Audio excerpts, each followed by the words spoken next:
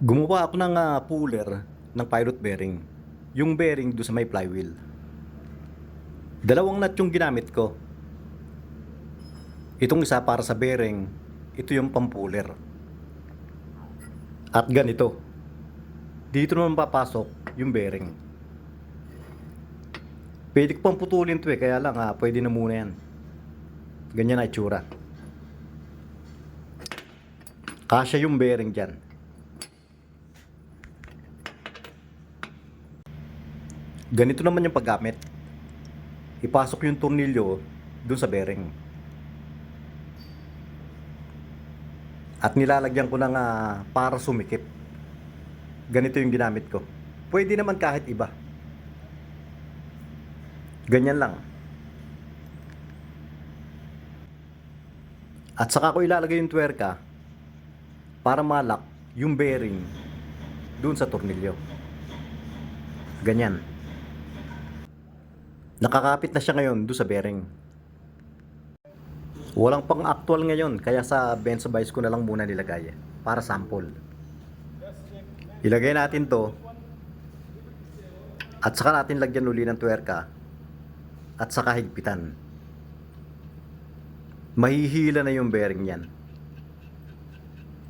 Ganyan lang.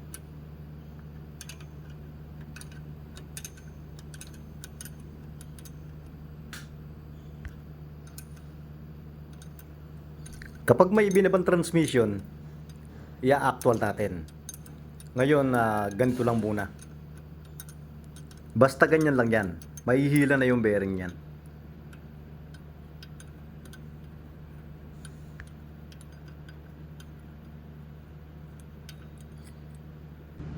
Ito nga pala, puller, kapag buo pa yung bearing, kapag ganito pa yung itsura. Kaya, malamang merong magtatanong, paano naman kung nasira na yung bearing? Halimbawa, yung bearing ganito na. Ang totoo niyan, bago ko ginawa ito, ganito yung naging problema ng kasamahan ko. Kaya iginawa ko siya ng puller nito. Kaya yun naman yung ipapakita ko. Mas simple nga lang pala to. Ganito lang yung ginawa ko dyan. Ganyan lang. Ipapakita ko naman ngayon kung paano yung paggamit. Ganito yung puller niya.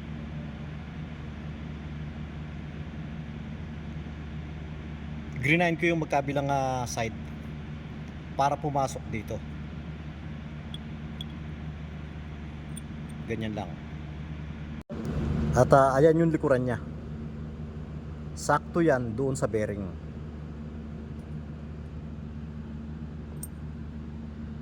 Ayan yung bearing.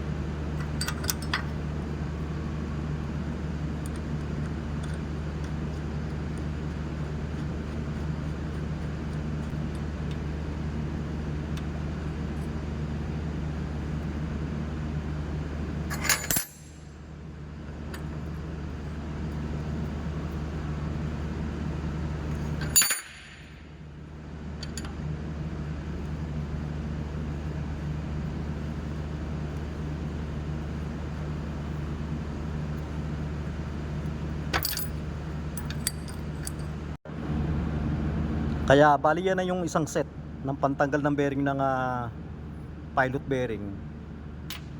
Kung buo pa yung bearing o kahit sira ng ganito yung bearing. Ganyan lang.